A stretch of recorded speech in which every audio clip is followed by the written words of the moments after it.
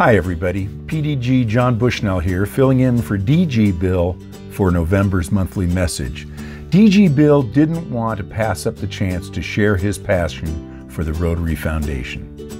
You know, some wise person once said there are three kinds of Rotarians: the ones who've discovered the magic of Rotary, those who know it's there but are still waiting for that moment to happen, and those who are sometimes called rhinos, Rotarians in name only. Well, November is Foundation Month, and probably most of those people that have experienced the magic of Rotary, and those who will, have probably done so with the assistance of the Rotary Foundation, whether it was giving a polio vaccine to a child in India, or seeing a child in their own hometown discover the joy of reading through a local literacy project. So let's start with a brief history of the Foundation and some interesting stats about giving. The Foundation was started in 1917 by Arch Klumpf. It began as the Rotary Endowment Fund, designed to generate interest income and fund Rotary projects into the future. Arch was president of the Rotary Club of Cleveland in 1913 and international president in 1916-17. After his speech to the 1917 convention in Atlanta, the board of directors voted to start the Rotary Endowment Fund. Later in 1917, the Rotary Club of Kansas City, Missouri made the first contribution to the Rotary Endowment Fund of $26.50. After 6 years, in 1923, Arch had been running the fund from his office in Cleveland, and the balance was only $7,000. Then, in 1927, Rotary renamed it the Rotary Foundation and planned to begin growing the fund. Unfortunately, in 1929, the country entered the Great Depression. In 1930, the foundation made its first grant, $500, to the International Society of Crippled Children, now known as the Easter Seals. Interestingly, this donation was funded by Paul Harris himself. By 1932, the foundation had a whopping $50,000. Then in 1937, the RI board announced a $2 million fundraising goal. Then World War II started, and, well, the fund never really got off the ground until the death of our founder, Paul Harris, in 1947. RI asked its members to remember him with a gift to the foundation. By 1948, the fund was at $1.7 million. It took 30 years to realize Arch Klumpf's vision. By 1954, it was at $3.5 million, and contributions had reached $500,000 per year. In 1957, they started awarding Paul Harris Fellows. The first was to Allison G. Brush of the Rotary Club of Laurel, Mississippi. By 1984, there were over 100,000 Paul Harris Fellows, and by 1995, 500,000. Today, gifts to the Rotary Foundation exceed $125 million per year, and we have $1 billion in our endowment fund. Today, the Rotary Foundation is the engine that drives our service in Rotary. The contributions we make are the fuel that drive that engine. Rotary clubs, funded by our foundation, are tackling very real problems in the world.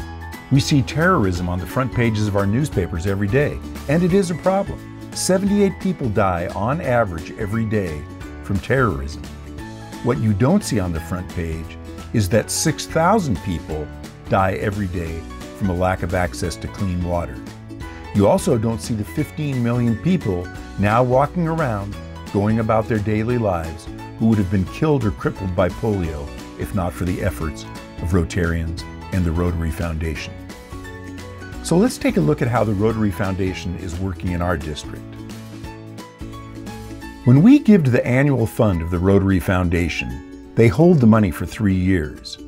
The interest earned over that 3-year period pays for about 98% of the administrative costs of the foundation, meaning all but 2% of what we give goes directly to the projects, not to salaries, rent, or fundraising expenses. It's one of the things that makes our foundation so special. After 3 years, half of what we donate comes back to the district for district grants. This year, these district-designated funds are funding 54 projects by Rotary clubs in our district. Childhood literacy in Ashland and Coos Bay, child abuse prevention in Bandon, garden facilities for the Veterans Ranch in Redmond, a food bank in Coquille, park benches in Prineville, washers and dryers for homeless youth in Eugene, scholarships, dental screenings. I could go on and on. DG Bill's Literary Project, the Dictionary Project, and many, many more funded by our district-designated grants. The other half that doesn't come back to the district funds larger matching global grants requested by clubs doing larger international projects. As of today, our district has over 20 large international projects, most with grants between $15,000 and $20,000 each from the foundation. To name a few, drip irrigation systems in Honduran villages, clean burning stove projects in Nicaragua, maternal and child health care in Thailand, a water line in Mulahay, Mexico, washing facilities in Kosovo, special education schools in Mexico, and many, many more. One project that DG Bill wanted me to point out is what the Rotary Club of Bend is doing in Ethiopia. In 2017, 3 Rotarians from the Rotary Club of Bend traveled to Addis Ababa, Ethiopia, to continue what has been a 3-year endeavor to reduce the incidence of neural tube defects in infants. Our district governor nominee, Cindy O'Neill, was part of this team. The emphasis of this global grant project is prevention of the defects, but also funds training for reconstructive surgeries performed by young Ethiopian surgeons on babies born with hydrocephalus and spina bifida.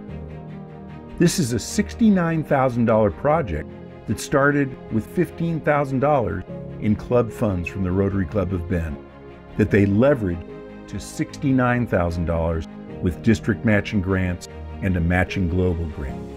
So what this means is that the club was able to come up with $15,000, got a match from the district out of the funds that we get back from the Rotary Foundation, then went to the foundation itself and got another large grant from the global half that doesn't come back to the district. All in all, that's about $54,000 in matching funds from the foundation to do this project. As part of the grant, they trained 325 Ethiopian health workers how to prevent and detect neural tube defects. They worked with top government leaders to integrate their curriculum into the federal health ministry and regional health bureaus throughout Ethiopia, making this a sustainable project. They developed and implemented a public awareness campaign on TV, radio, and print mediums on how to prevent neural tube defects. They also funded shunt surgeries and spina bifida reconstructive surgeries while increasing the number of qualified surgeons in Ethiopia. All because one Rotarian in one club, Linda Johnson of Bend, saw a need. She got her club behind it, and the Rotary Foundation funded her with $54,000. They are now continuing their work in other parts of Ethiopia with another $68,000 generated by funds from multiple clubs in the district, district grants, and a global grant from the Rotary Foundation. Again, this is only one of the 20 current projects by clubs in our district. When you realize that our district is one of 532 districts throughout the world, you can begin to imagine the scope of what the Rotary Foundation does to make this world a better place. Past Rotary International President Rick King said, "Rotary is a force of good on the planet, unequaled in history, that would be unimaginable did it not exist." I heard him say that myself many years ago, and I've never forgotten. Never before in history has there been an organization that exists simply to do good in the world, that has $1 billion in the bank and 1.2 million volunteers.